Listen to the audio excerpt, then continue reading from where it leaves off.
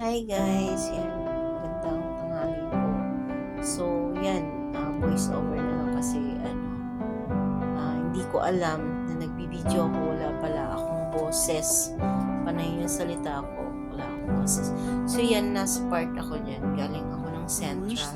So, by the way, kasi galing ako ng Central, nung kumain ako, kahit sa restaurant kasi usap-usapan, kahit saan mapunta na tabi, usap-usapan nila yung viral na video yung dito sa Hong Kong, yung nakarang araw. So may viral dito yung Banyo Queen.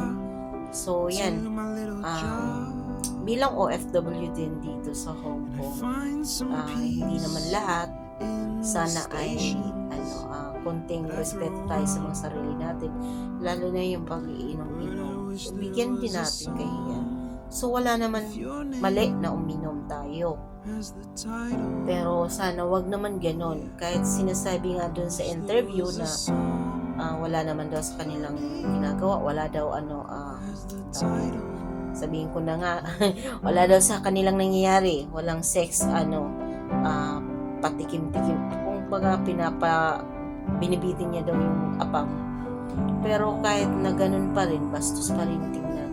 So nakakababa na tingnan. Bilang OFW, tayo yung nagdadala ng pangalan ng Pilipinas, tayo yung ambassador ng Pilipinas. Sana panatiliin nating maganda rin yung natin, pangalan natin, diba? So hindi naman lahat, kaso siyempre pag may mga ganyang kwento, damay-damay na lahat, diba? Pag sinabi Pilipina, ganyan, diba? Pag sa ibang lahi, kaya mabilis tayong bastusin kasi sa tingin nila ganun tayo.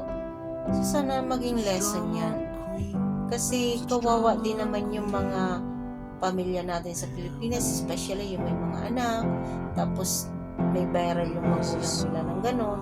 So nakakahiya, diba?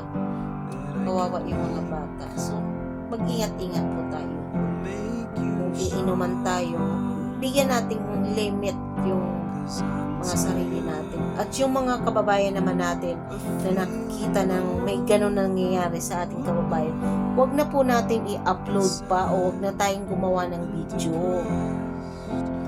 Kasi kung ano po yung kahihiyan ng isa, lahat yun madadamay kwento, diba? Pag sinabing Pilipino, ganyan yan, ganito. Huwag na po natin, bilang respeto na rin. Parang kahihiyan na natin yun lahat. So ayan po, ingat-ingat po tayo lahat, ha? Huwag naman pong sobra. Kasi kawawa naman Masaya ka ngayon, iyak ka later. So maging lesson na yan sa ating lahat, na huwag naman hayaan na umabot sa ganun. Bigyan natin respeto bawat isa.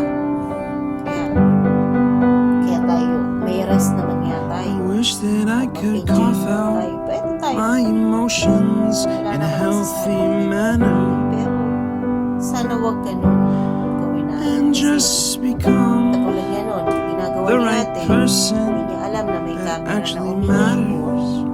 na nagbabiral na pala siya, Every day karamihan. drive my car So to my ingat po little tayo. job.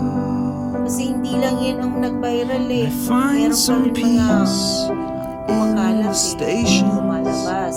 that I throw Yung out. isa na nakita ko, But hindi I naman wish yata there yung was a Pilipino, parang song Indonesian yun. with your name Pagsapakan. as Sa the isang title. akbang din yata yun. Oh yeah, Pero Indonesian yun. I wish there was a song Pero pag mga ganyan kasi, diba, daming nababalita as the na. title. Last week lang, diba, Pilipino din yung abortion na hinuli ng pulis, diba? Ang dami. Kaya bilang OFW, hindi naman open country tayo lagi, diba? So ayan mga kababayan, ingat-ingat po tayo lahat. God bless you po. So ayan, pasensya na, first time po And the pamit ng moods boses ko kasi that I hate, I tend to walang boses embrace. yung video ko. Wonder why Yung oras na yan, tumatakbo I'm so sa opposite. kasi nasa I'm so story. backwards and upside down. Ingat-ingat I'm po tayong such a lahat. clown, Iwas-iwas. but I've got no At frown. face. mag-upload, Why am I so freaking cute sometimes? Kasamayan Yeah, kay kabayan kasi pwede ma-depresyon, di ba? such drama queen, such At may mga drama pamilya queen. yan. Pwede naman natin pagsabihan na lang at pwede naman natin huwag ng video. There was a song Meron din ako niya noon ng mga ganyan na that I video, could make pero hindi ko in-upload.